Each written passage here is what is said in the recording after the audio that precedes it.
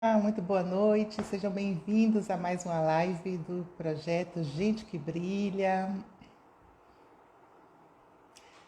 Aguardar aí uns segundinhos. Vamos ver se eu consegui entrar.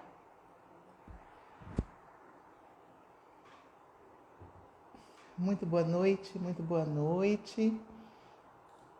Sejam bem-vindos ao projeto Gente que Brilha. Um projeto muito especial, a gente está iniciando essa semana a mentoria. Na semana passada fizemos o primeiro workshop gratuito. Foi muito legal.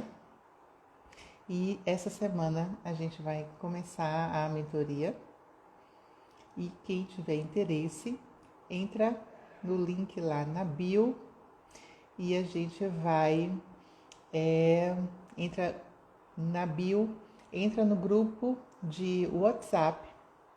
Lá a gente vai passar todas as informações pertinentes a essa mentoria, que já começa aí essa semana, onde a gente trabalha os 5 pilares para a saúde física, a saúde mental, emocional, saúde financeira, saúde social e a saúde espiritual. Sejam muito bem-vindos.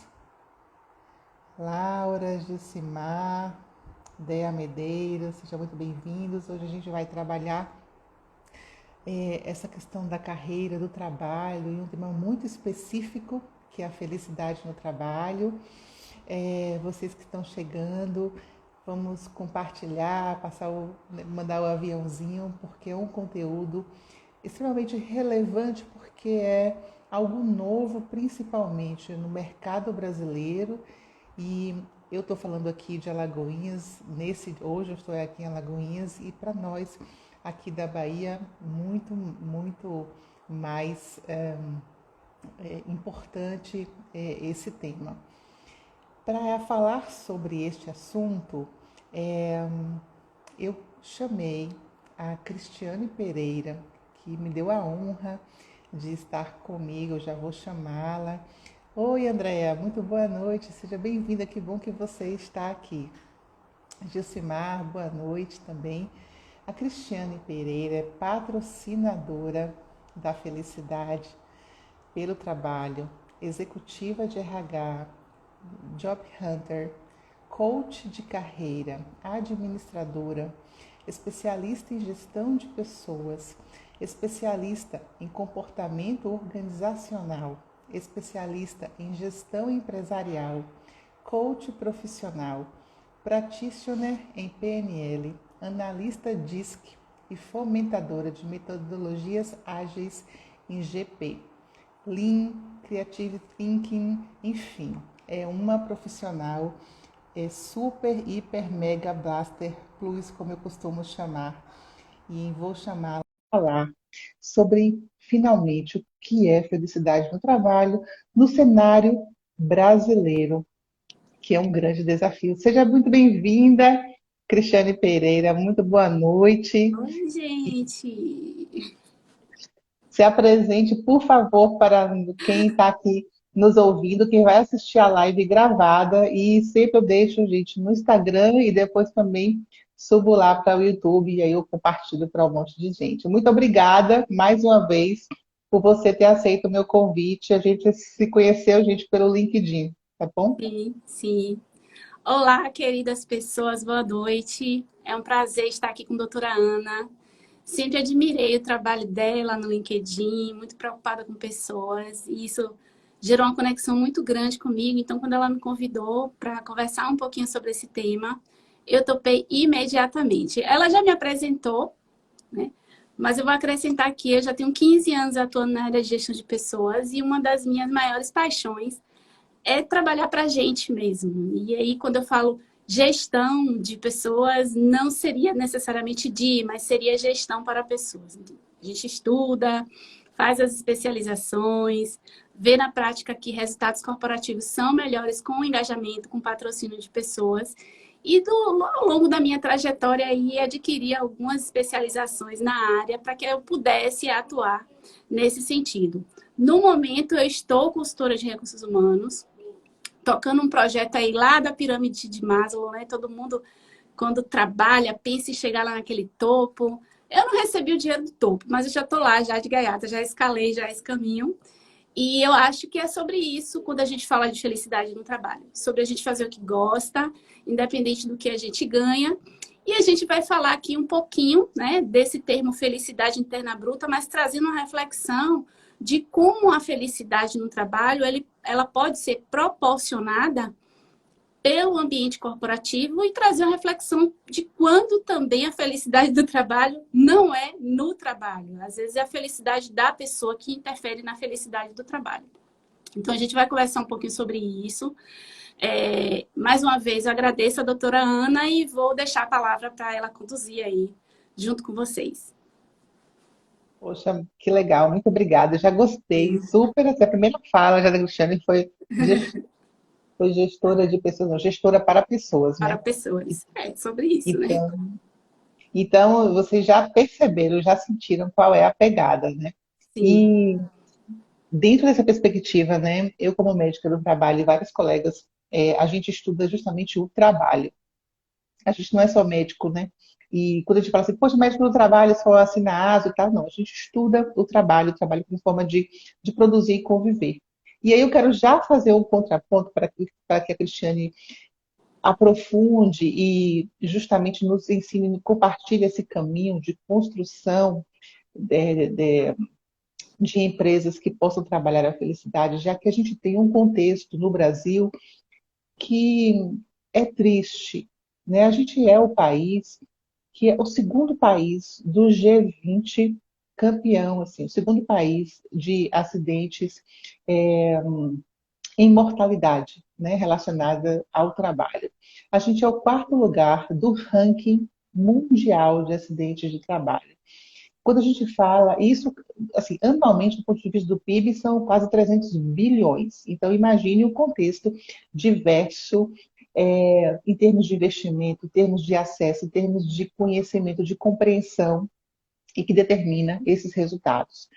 A gente sempre lê muito a respeito dos problemas relacionados ao trabalho, dos seus processos, dos danos à saúde mental, do burnout. Eu estava até há algum tempo assistindo a live de uma palestra de Leandro Carnal. Ele falava assim, olha, se você chegar na segunda-feira pela manhã e alguém diz bom dia, se afaste dessa pessoa, porque essa pessoa não deve estar no seu juízo normal. E a gente costuma, né, perceber quando a gente está na quarta-feira, na quinta-feira, eu costumo receber sextou, galera, sextou, como se fosse o melhor dia. Enfim, o trabalho é como um caminho, né, muitas vezes de sofrimento, mas a gente sabe também que o trabalho é um caminho de satisfação, realização e prazer, e a gente precisa discutir como as organizações, ou melhor, como as pessoas que fazem as organizações serem o que são, fazerem esse caminho, né, de prosperidade, de felicidade. E então, Cristiane, nesse contexto que nós estamos, né, de perdas, enfim, como a gente De faz isso? propósito, a reviravolta no mundo do trabalho, né? Eu fiz parte dessa reviravolta, então nós vemos hoje em dia que o propósito ele está imperativo, né? As pessoas falam muito sobre isso e eles mudaram nos últimos 2 anos. Quando a gente olha para a pandemia e olha hoje as pessoas, elas mudaram de comportamento, mudaram de perspectiva. E está cada vez mais desafiador se aproximar dessas pessoas e trazer engajamento para elas, porque elas estão cada vez mais particulares, peculiares, né? E é sobre essa peculiaridade que a gente vai também conectar aqui um pouco dessa fala, porque existe aquela máxima, né? Trate as pessoas como você gostaria de ser tratado. Não existe isso, gente. Trate as pessoas como elas gostariam de ser tratadas. E quando a gente fala do ambiente corporativo, cada um pensa em tratamento, em acolhimento de uma maneira diferente.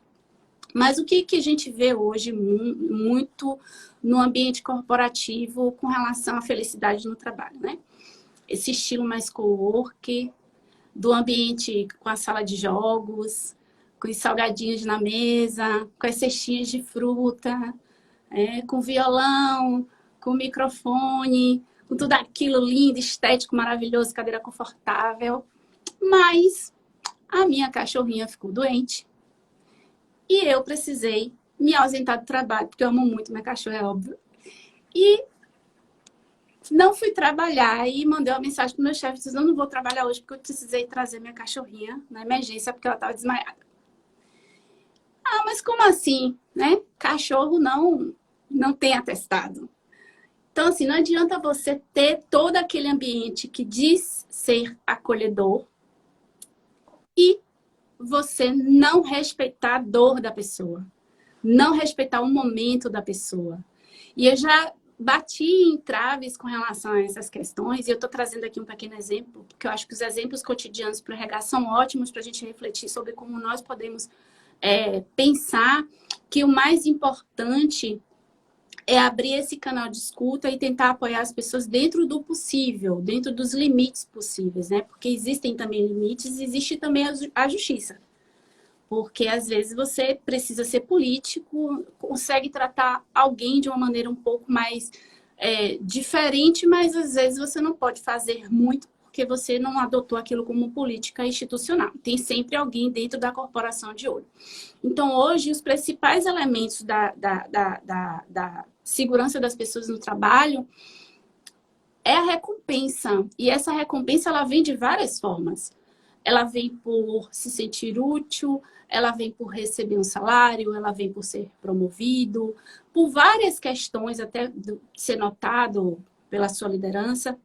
Então, essa questão lúdica no ambiente de trabalho é mais um elemento que pode trazer a felicidade. E eu estou falando do tobogã lá do Google mesmo, né? Porque ele está lá, no primeiro momento causa impacto, mas a pessoa não tem nem coragem de descer naquele negócio que fica com vergonha no primeiro dia, né? Deve ser por aí. Então, essa questão de ter essa estética faz sentido para você tirar uma foto. Hoje tudo é do Instagram, né? Aquele sentimento de pertencimento, tirar foto. É legal a gente ter as molduras, a gente ter esse ambiente de trabalho confortável, mas é importante pensar que só isso não é o mais importante. Tem muita empresa aí patrocinando seus programas de atração e de seleção, e não é o caminho. Esse pode ser mais um elemento, e não é o caminho, né? E uma outra coisa que eu vou trazer também para vocês é o seguinte: o amor para o trabalho é possível quando o gatilho de reconhecimento é ativado através da conexão. Então, hoje a gente vê também nas empresas a falta de cuidado com o chegar da pessoa. Primeiro dia de trabalho, não teve uma experiência com alguém que acolheu ele, com alguém que pôde sentar com ele, treinar ele, não foi apresentado a ele o organograma. Imagina uma pessoa chegar no seu primeiro dia de trabalho e não saber a quem se reportar, a não saber a quem tirar uma dúvida. É tudo muito novo, uma cultura nova, é uma atividade nova, é um sistema novo, são colegas novos, caminhos internos novos. Às vezes a pessoa não sabe nem onde é o toalete, né? E chegar num ambiente de trabalho, não ter essa conexão, é um fator que desmotiva as pessoas. E também essa questão da justiça. Então, empresas que não adotam políticas de recursos humanos, políticas de integração, políticas de promoção, políticas de saúde e segurança. Então, a empresa toda bonita, toda estruturada. Eu cheguei, a minha cadeira estava com o braço quebrado, continuou com o braço quebrado, mesmo eu dizendo que a minha cadeira estava quebrada. Então, tem esse contexto que também traz infelicidade para o trabalho. Imagina a expectativa que você tem em um processo de atração e seleção, as pessoas falarem, né, de Great Place to Work Brasil, de Employer Brand, de força da marca, melhores empresas para trabalhar no universo, top das galáxias, e ter essa experiência negativa. Então, esses pequenos detalhes, essas pequenas experiências vão construindo a sensação de felicidade no trabalho desde o primeiro momento da chegada do colaborador. Além disso, a questão do empoderamento. Muitas empresas hoje, dentro do ambiente de trabalho, elas não escutam as pessoas. As equipes, elas são multidisciplinares, até pelas suas próprias características profissionais, elas têm perfis diferentes.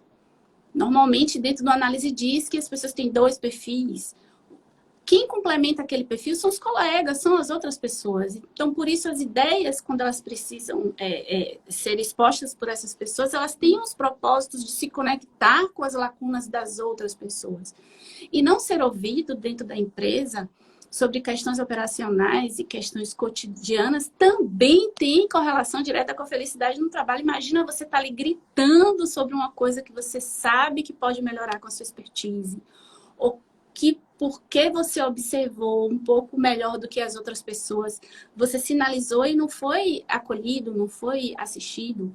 Então, dentro do ambiente de trabalho, pensar sobre ouvir a ideia das pessoas é trazer empoderamento e dar autonomia também.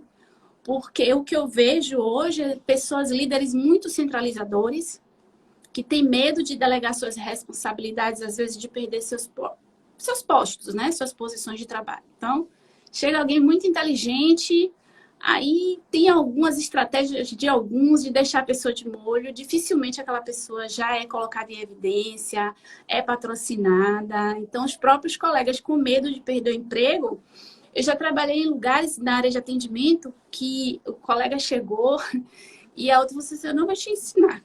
Se eu te ensinar, você vai tomar minha vaga, né? Então, tem essa questão também da autonomia e de quando você entrega muito bem, você receber novos desafios. Então, isso tudo fala sobre inspirar as pessoas para que elas reconheçam seus potenciais e possam utilizá-los no dia a dia. Minha tela toda hora esmaece, eu coloco o dedinho aqui, tá?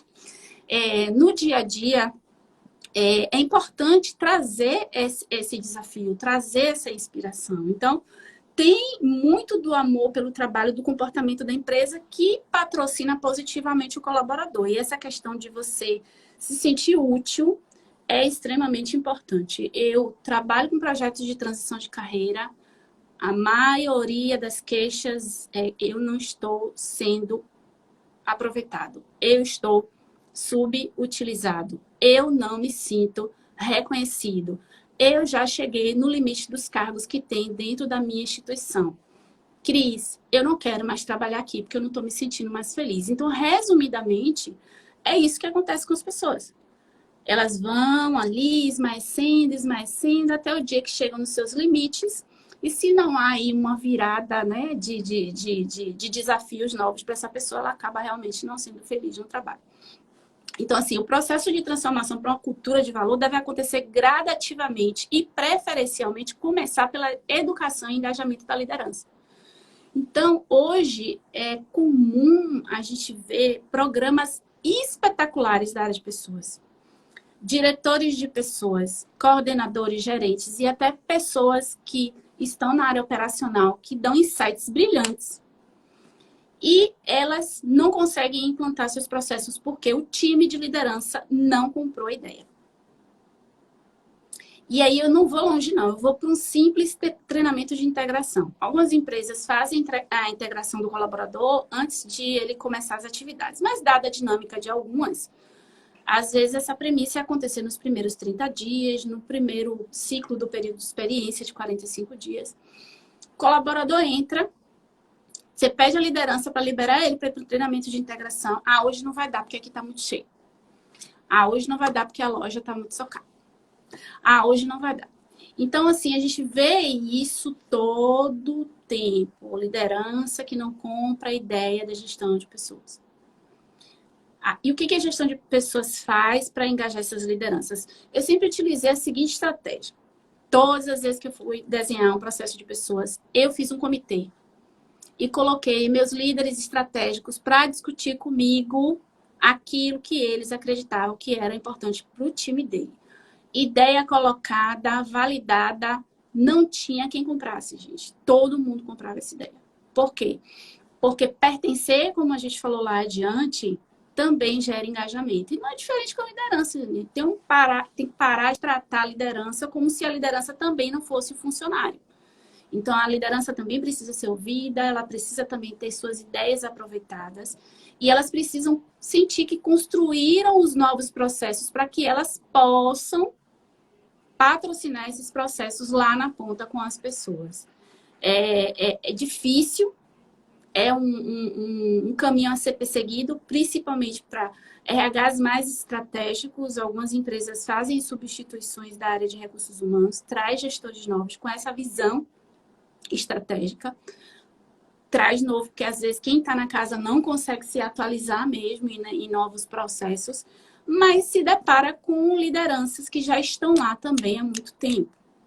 E às vezes trocou até o gerente, mas a culpa não era, né, do gerente, era realmente dessa cultura impregnada que não fomentava essa construção da implantação dos processos de gestão de pessoas. E tem outra questão também que ainda é muito intolerável na área da liderança, a questão da diversidade, né? A gente fala do homossexualismo, a gente fala de cor, fala de religião, né? Política não, mas a gente tem visto, principalmente aí na rede LinkedIn, discussões terríveis entre pessoas por causa de questões políticas e acaba entrando mesmo no ambiente corporativo, a pessoa fica de mal com a outra por causa dos seus partidos.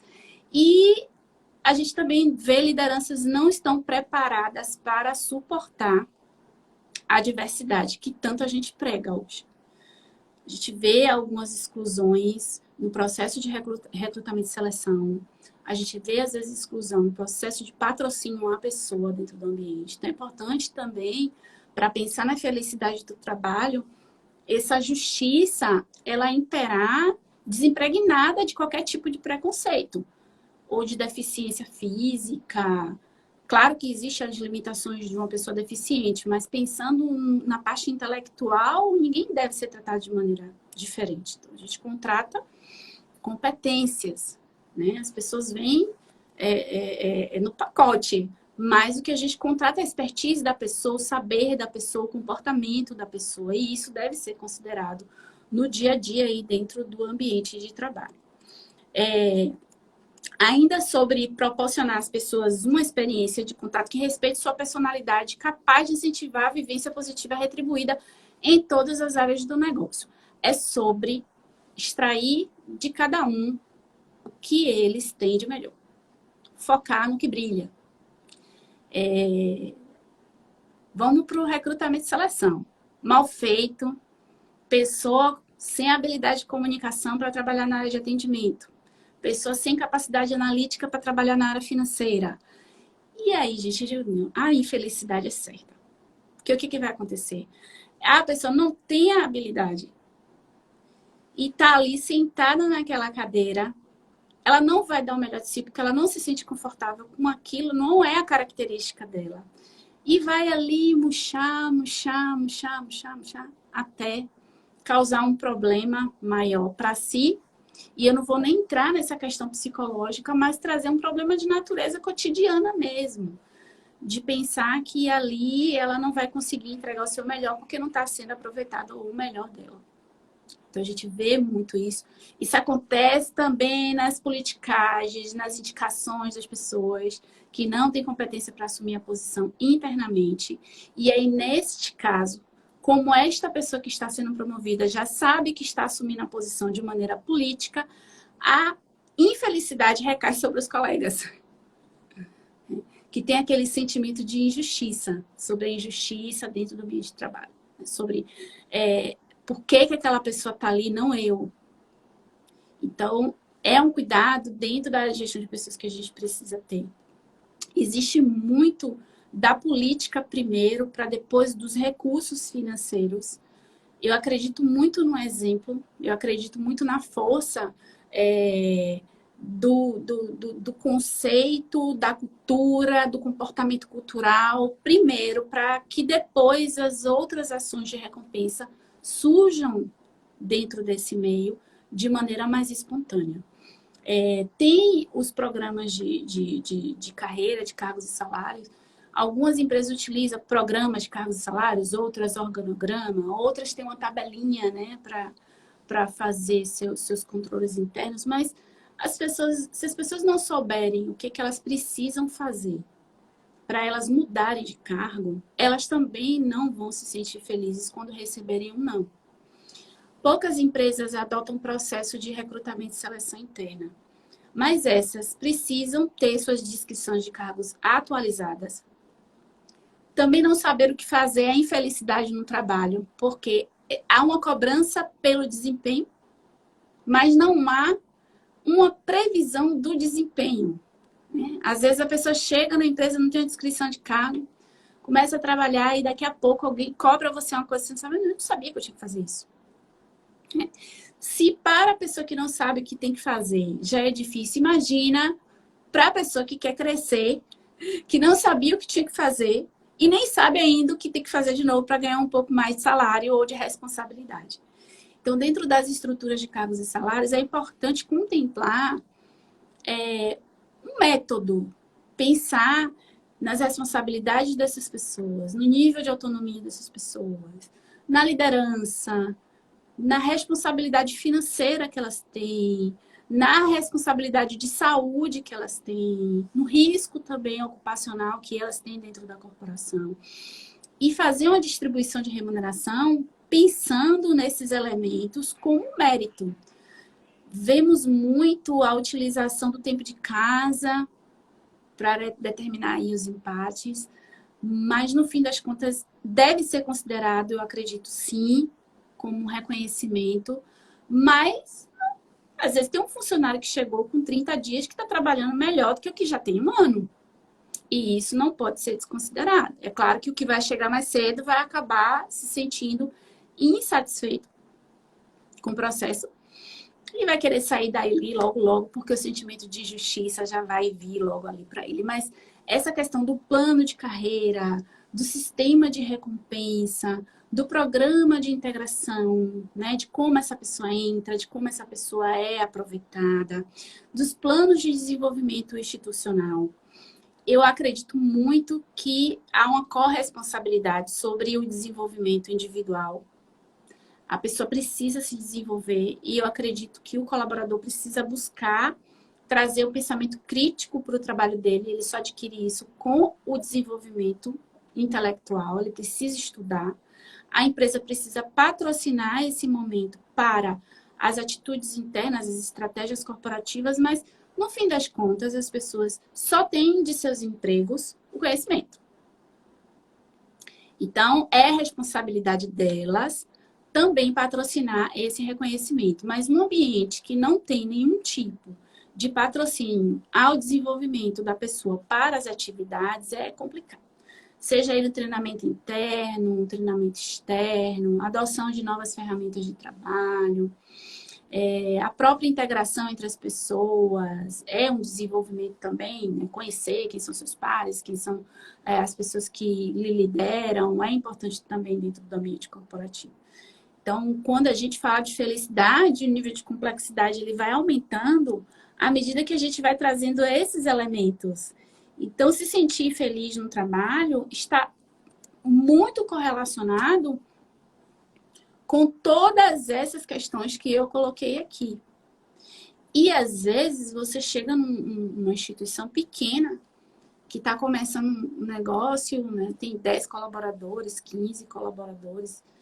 Não vai existir, gente, uma estrutura de cargos e salários. Não vai existir, no primeiro momento, uma política de recompensa muito grande, a depender da capacidade financeira da pessoa de pagar. Mas a cultura de respeito, a descrição do cargo, das atividades, a transparência, ela precisa acontecer até para que o colaborador saiba que a falta de promoção dele é falta de capacidade financeira também da empresa. Então, as empresas hoje não utilizam da transparência. Eu não posso dar um aumento para você porque o faturamento da empresa nesse mês foi ruim, tá? Que essa informação saiu onde?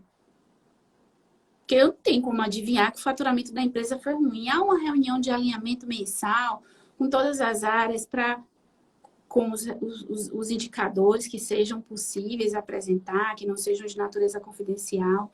Venham para essas pessoas para que elas tenham o sentimento de dono.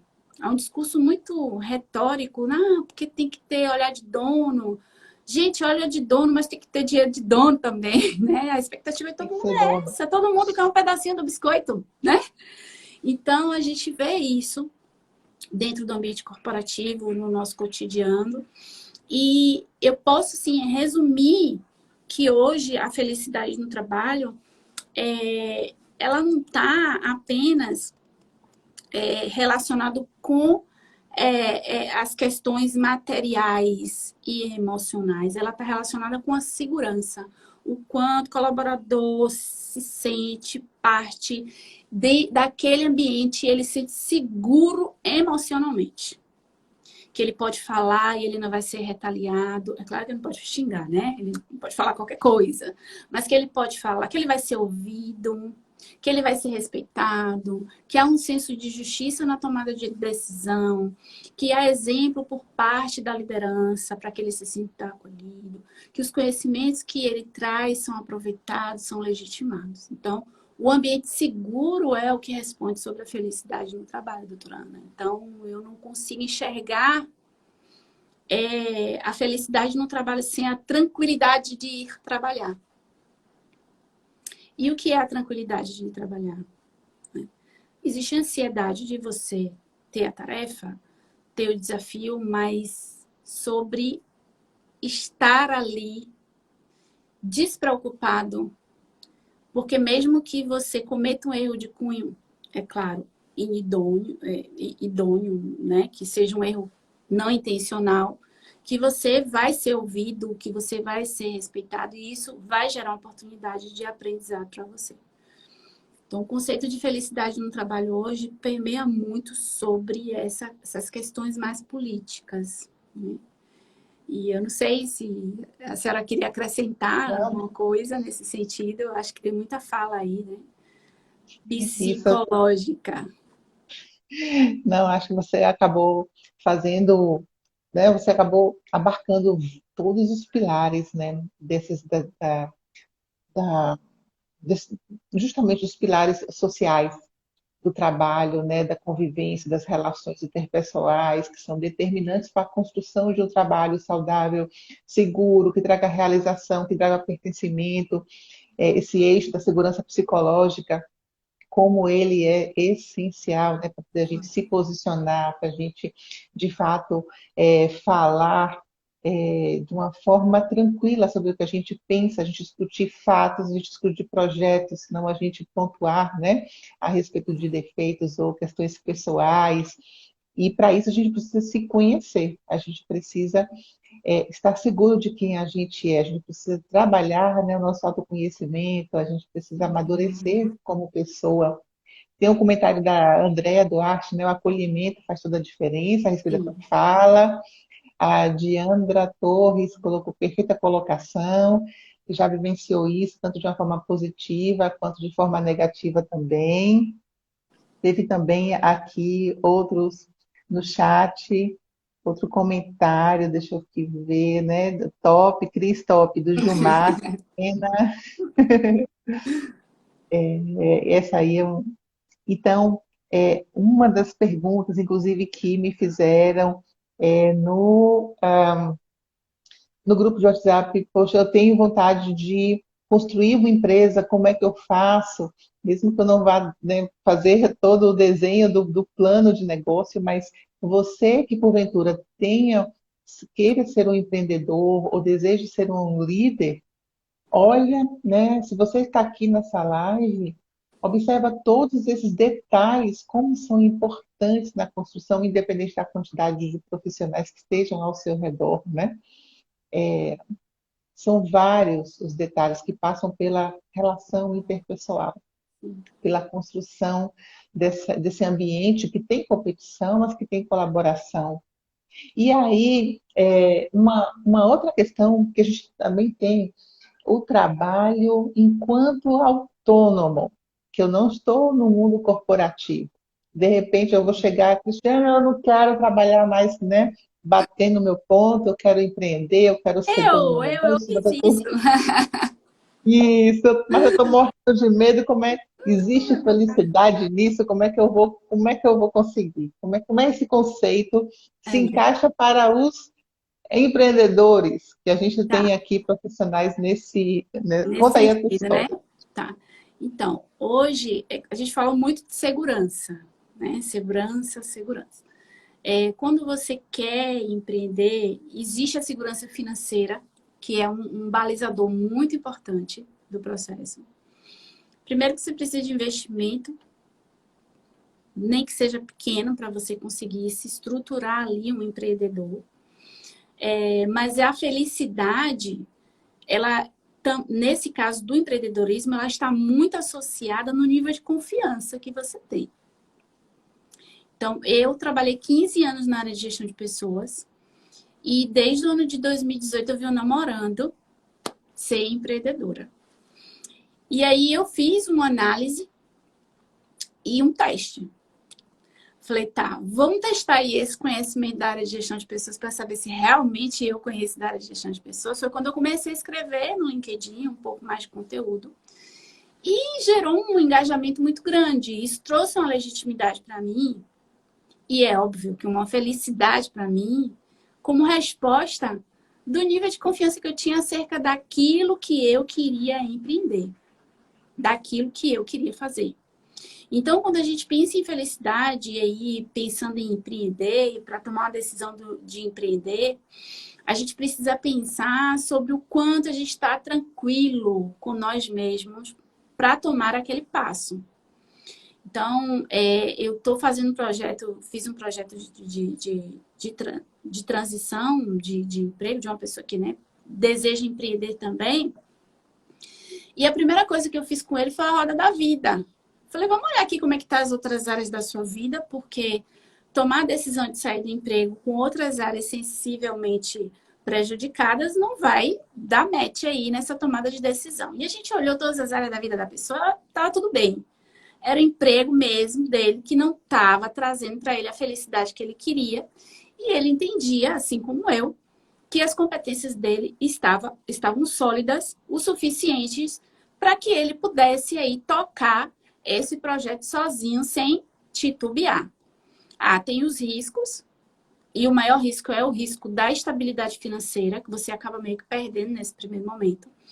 Mas existe a confiança de que você vai continuar fazendo o mesmo trabalho que você fazia e era reconhecido na época que você tinha um contrato com alguma empresa, no sentido CLT ou um gerenciamento de consultoria.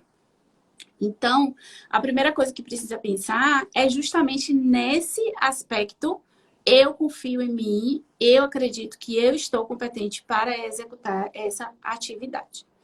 Eu pego um monte de currículo, um monte de gente que quer ser gerente, e aí eu vou lá no currículo da pessoa, tudo júnior da pessoa, não tem nada com nível de senioridade. Você não pode ser gerente, você não pode colocar um cargo de gerente no seu currículo se você não tem conhecimento de gerência. Então, esse autoconhecimento que a senhora colocou aí anteriormente, que fala sobre você reconhecer suas potencialidades e suas fragilidades, é importante fazer essa análise de SWOT de si antes de tomar esse passo. Porque se você tomar esse passo sem essa análise, vai acontecer algum momento aí de infelicidade lá adiante. Porque algo não vai dar certo e o processo de frustração é muito mais difícil, né, de você superar do que o processo talvez da felicidade em si ou a infelicidade rápida, mas a frustração é uma coisa que marca muito. Então, o que eu recomendo aí para a felicidade da pessoa? Primeiro, faça um planejamento financeiro. Pense aí como é que você vai se encaixar nos próximos 3 anos. Né? É importante pensar.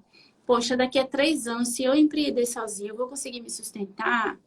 Eu tenho família, eu tenho filho. Eu vou conseguir aqui me desenvolver e fazer o curso que eu quero para que eu possa me aperfeiçoar nessa área. Eu vou conseguir tirar aquele certificado para que eu possa atuar nesse segmento com tranquilidade. Eu vou ter dinheiro para isso. A questão financeira para quem vai empreender é importante.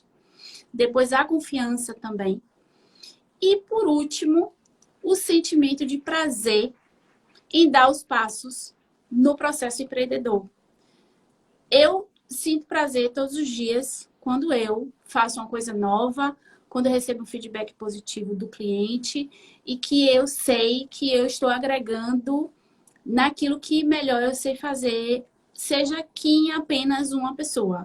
Então, esse sentimento de gratidão que a gente tem é também um sinônimo de felicidade. Agora, tem que se preocupar para não cair na armadilha do achismo. Né, de achar que pode ser empreendedor, que é detentor do conhecimento, que está empoderado daquilo, mas aquilo não foi testado e não vai dar certo. Eu vou dar um exemplo No ano de 2018, uma pessoa da área de recursos humanos resolveu fazer um recrutamento e seleção para o WhatsApp.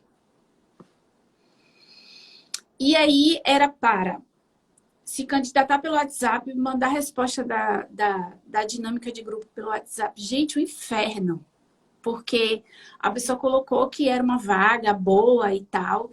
E as pessoas entraram nesse WhatsApp e ela perdeu o domínio porque ela não sabia que muitas pessoas ficariam sabendo que estava um processo seletivo ali. Ela não conseguiu dominar o processo, ela desistiu no meio do caminho. E a imagem dela foi